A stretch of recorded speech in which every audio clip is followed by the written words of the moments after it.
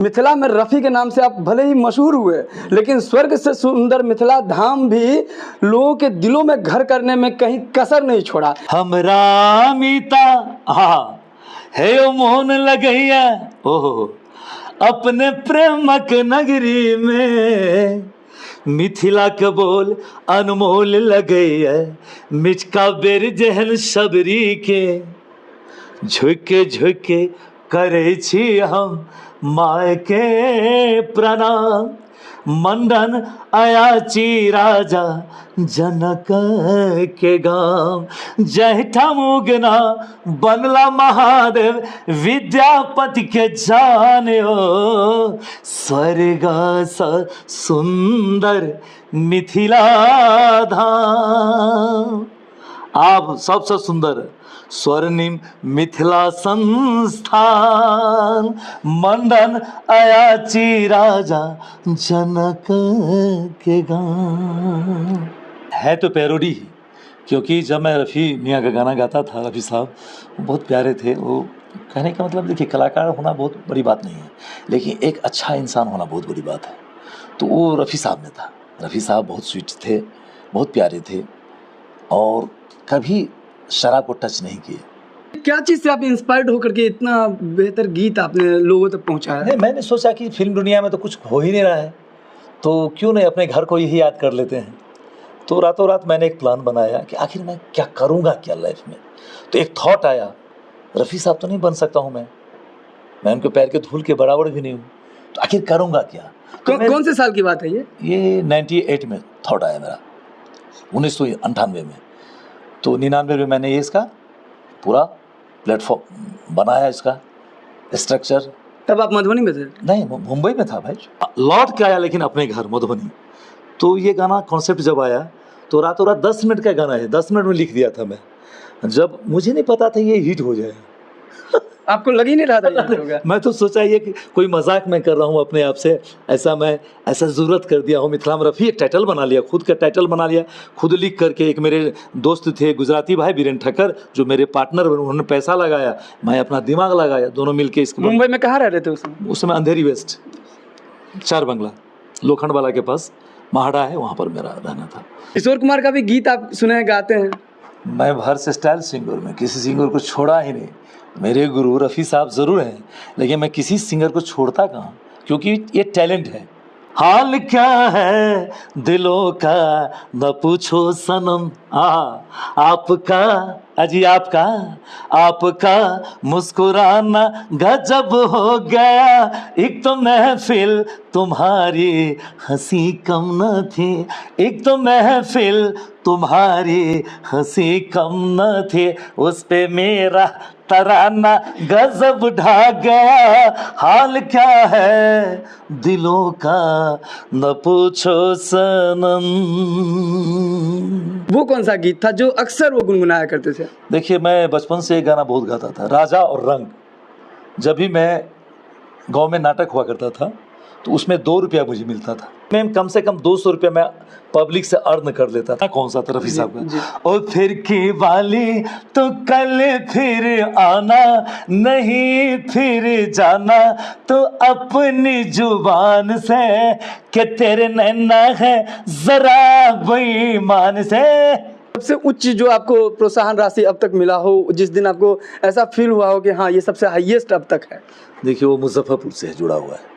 जब मैं कारवां ऑर्केस्ट्रा में एक कार्यक्रम करने के लिए गया तो उस रोज़ विमल खन्ना थे, निर्मल खन्ना जी अकॉर्डियन प्लेयर थे, और रफ़ी साहब का गाना विमल खन्ना जी गाते थे। उस बीच में मैं भी एंट्री लिया, तो वो गाना था, दिल कहे रुक जा रे रुक जा यहीं पे कहीं, धर्मेंद्र मन की आंखें पिक्चर से। तो उस ज़माने में 700 रुपया एक महत्व रखता था, तो वो पैसा मैं संजो करके रखा अपने पॉकेट खर्चा के लिए। बर्बाद तो था ही।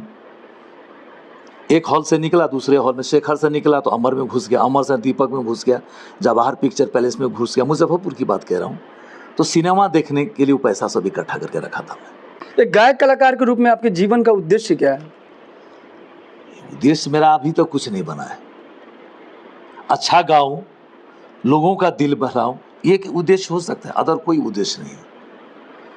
कोई अर्निंग उन्हें कभी सोचा भी नहीं, जैसे अर्निंग भी बड़ी दूर से आए हैं, प्यार का तोहफा लाए हैं।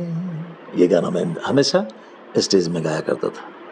जन्म जन्म का साथ है निभाने को, 100 बार मैंने जन्म लिए। दोस्ती फिल्म का एक गीत था, चाहूंगा मैं तुझे साँझ सवेरे, फिर भी कभी अब नाम को तेरे आवाज मैं न दूंगा, आवाज मैं न दूंगा। उसी दोस्ती फिल्म का, जो कि तेरी दोस्ती मेरा वो कोई जब राह न पाए मेरे संग आए, के पग पग दीप जलाए, मेरी दोस्ती मेरा प्यार, मेरा यार मेरा प्यार। आपने उसमें मोहम्मद रफ़ी के सारे गीत जुबान पे रट लिए थे क्या? मुझे बाय हार्ट है, without I can sing without any book on the stage. हमारे साथ थे मिथिला में रफ़ी के नाम से मशहूर प्रेम सागर झा, जो किसी परिचय के मोहताज नहीं है, और हम आपको किसी फिल्म का हल्का सा हिंट दे रहे थे, इसलिए कि हम आपको दिखाना ये चाह रहे थे कि आप देखिए कि इनको बाय हार्ट मोहम्मद रफ़ी के पुराने सारे गीत अब तक जुबां पे है। और यही वो कारण था जिनको ये हमेशा अपना दिल में बैठाए थे, और जिन्होंने बताया कि हम द्रोणाचार्य और एकलव्य की जो इन्होंने डेफिनेशन दिया, तो कहीं ना कहीं इनके कोई गुरु नहीं रहे, लेकिन दिल से, सच्चे दिल से इन्होंने मोहम्मद रफ़ी को ही अपना आइडियल ट्रेंड सेटर सब मान लिया था, और उन्हीं के गीत, उन्हीं के द्वारा गाए गीत को हमेशा अपने जुबां पे रखते थे, और जब भी कभी कोई ऑडियंस में से उनको जो भी गीत कहते थे वो उनको गुनगुनाते थे, और यही कारण था कि लाखों करोड़ों के दिल में एक घर कर गए। और इन्होंने बताया कि हमारा अब प्रयास ये रहेगा कि इनके जीवन का उद्देश्य, जो आप बैनर के पीछे देख सकते हैं, स्वर्णिम मिथिला संस्थान, और स्वर्णिम मिथिला संस्थान के एक मेंबर होकर के अब अपने जीवन का जो उद्देश्य है अब तक नहीं बनाए थे, लेकिन अब बना चुके हैं। अब इनका काम एक ही है कि कहीं ना कहीं हमारी जो अधूरी कहानी थी उसको पूरा करना है, और वो कहानी ये थी कि मिथिला की जो सभ्यता और संस्कृति जो देश और दुनिया में जानी जाती है, उसको सभ्यता और संस्कृति को फिर से कैसे पुनरुत्थान करना है, पुनर्जीवित करना है, और उसी दिशा में लगातार ये प्रयत्नशील हैं। मिथिला में देखा जा रहा है कि ऐसे बहुत सारे गायक कलाकार हैं जिनको सही प्लेटफॉर्म नहीं मिल पाता है, तो ऐसे गायक कलाकार को ये प्लेटफॉर्म देने का भी प्रयास कर रहे हैं। मिथिला में रफ़ी के नाम से भले ही मशहूर हैं, लेकिन हर गायक के कोई भी गीत को ये गा देते हैं। उदित नारायण का भी गीत आपने गाया था, वो देखिए उदित जी मिथिलांचल के धरोहर गायक हैं। वैसे तो एक लाइन मैं सुना रहता हूँ, मुझे पहले अच्छा लगा। पापा कहते हैं बड़ा नाम करेगा, बेटा हमारा ऐसा काम करेगा, मगर ये तो कोई न जाने कि मेरी मंजिल है कहाँ। पापा कहते हैं बड़ा नाम करेगा। ऑडियंस में बहुत सारे ऑडियंस आज कुमार सानू के गीत भी सुनते रहते हैं, और कुमार सानू का गीत भी आप अच्छे से गाने का प्रयास करते हैं। देखिए सानू दादा बहुत अच्छा सिंगर हैं, नो डाउट, और बहुत अच्छा मेलोडी गाते हैं। जो गाना मुझे उनका फेवरेट गाना मुझे लगा, जब कोई बात बिगड़ जाए, जब कोई मुश्किल पड़ जाए, तुम देना साथ मेरा ओ हमनवा, न कोई है न कोई था जिंदगी में तुम्हारे सिवा, तुम देना साथ मेरा ओ हमनवा। Thank you. आपका जो संगीत का सफ़र रहा है वो कैसा रहा है? मकुरमा गांव जो मधुबनी जिला के अंतर्गत खजोली ब्लॉक के अंतर्गत है, वहाँ से सफ़र स्टार्ट हुआ, सुहाना सफ़र। बचपन से ही कुछ गाया करता था, तो हाई स्कूल और कॉलेज मुजफ्फरपुर पढ़ाई लिखाई हुई। उसके बाद कलकत्ता के एक साल मैं कलकत्ता में टाइम स्पेंड किया, और 1988 से मुंबई में स्ट्रगल करना शुरू कर दिया। वहाँ 3 स्टार होटल हॉलिडे इन, उसमें एज ए रफ़ी सिंगर करके गाना शुरू हुआ। इकोनॉमिकल कंडीशन ख़राब था, तो होटलों से पैसा कमाना वहाँ से एक उद्देश्य बना। बॉलीवुड जो फिल्मी दुनिया पहले, वहाँ चक्कर लगाना शुरू किया। 99 में एक मेरा थॉट मिथिला में रफ़ी, जिसके सारे गाने एज ए परमानंद झा करके मैंने लिखा। मेरा ओरिजिनल नाम परमानंद झा है, उपनाम मेरा प्रेम सागर। वहाँ से होटलों में गाते हुए मिथिला में रफ़ी 1999 में मिथिलांचल में आया, जिसके सारे गाने का गीतकार मैं ही था। और उसके बाद से मेरी दुनिया मिथिला में रफ़ी करके आगे बढ़ना शुरू हो गई। 2004 में एक छोटी सी पिक्चर मैथिली मिली, गरीबक बेटी, जिसमें एज ए म्यूज़िक डायरेक्टर, गीतकार और गायक भी था मैं, जिसमें पहली बार मैं उदित नारायण झा जी को 2 गाना गवाया, दीपा नारायण भी गाए। उसके बाद 2008 में एक बड़ी पिक्चर मिली, अपन गाम अपन लोग, जिसमें कुमार सानू को पहली बार मैथिली गाना मेरा लिखा हुआ और संगीत निर्देशन में गवाया गया, जिसमें ड्यूएट्स में अनुराधा पौडवाल, टाइटल सॉन्ग स्वर्गीय मोहम्मद अजीज़ गाए और मैं भी 2 सॉन्ग गाया उसमें। दुर्भाग्यवश वो पिक्चर लगी नहीं। उसके निर्माता तबो झा, जो कि अरबपति से 1 करोड़ से कोई फ़र्क पड़ने वाला हो, पिक्चर को डब्बे में रख दिया गया। ये मेरा भी दुर्भाग्य था। उसके बाद बस इस दुनिया में स्टेज प्रोग्राम करना शुरू किया। संगीत में अक्सर देखा गया कि हर किसी के कोई ना कोई ट्रेंड सेटर या गुरु रहे हैं। प्रेम सागर झा के संगीत के गुरु कौन है?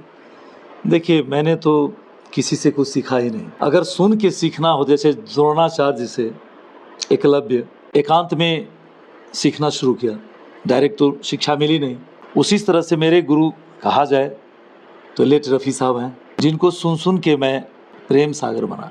जैसे first day of my life, जब मैं बाल सभा में अपने महाराजपुर स्कूल में गाने के लिए गया, तो एक टीचर ने कहा कि तुम भी गाते हो क्या? कई दोस्तों ने कहा कि ये भी गाता है। तो फर्स्ट टाइम जो मैं गाया था, वो मेरा सबसे यादगार पल अभी तक है लाइफ का, जहाँ से मैं संगीत की दुनिया में स्टार्ट हुआ।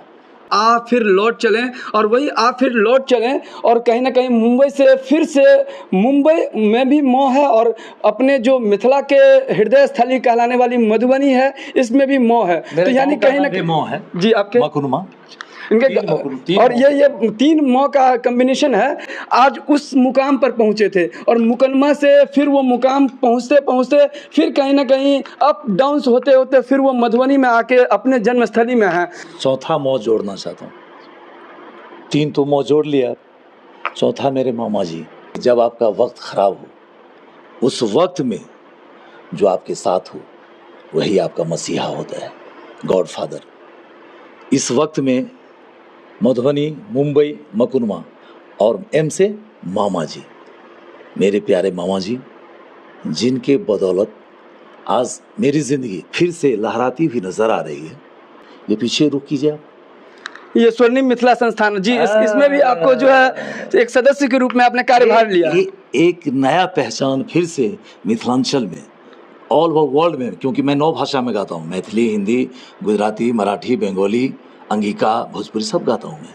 लोगों को तो पता तो है नहीं प्रेम सागर है क्या। पहले आपको याद होगा कि एक समय हुआ करता था कि लोग कभी भी किसी भी तरह के टेंशन से दूर निकलने के लिए टीवी के पास जाते, टेलीविज़न के पास, और चित्रहार सुनते थे, सदाबहार नगमे सुनते थे, और हमेशा कहते थे ओल्ड इज़ गोल्ड, क्योंकि पुराने जो गीत थे आज भी वो दिलों में घर कर जाते हैं। और आपने सुना हर तरह के, एक तरह से वर्सेटाइल सिंगर के रूप में एक पहचान, और संगीत को एक पहचान देने वाले मिथिला में रफ़ी के नाम से मशहूर गायक कलाकार और स्वर्ग से सुंदर मिथिला धाम के रचनाकार और गायक कलाकार इस वक्त हमारे साथ थे, जिनसे आपने उनका सुना, उनके संघर्ष की कहानी, उन्हीं की जुबानी।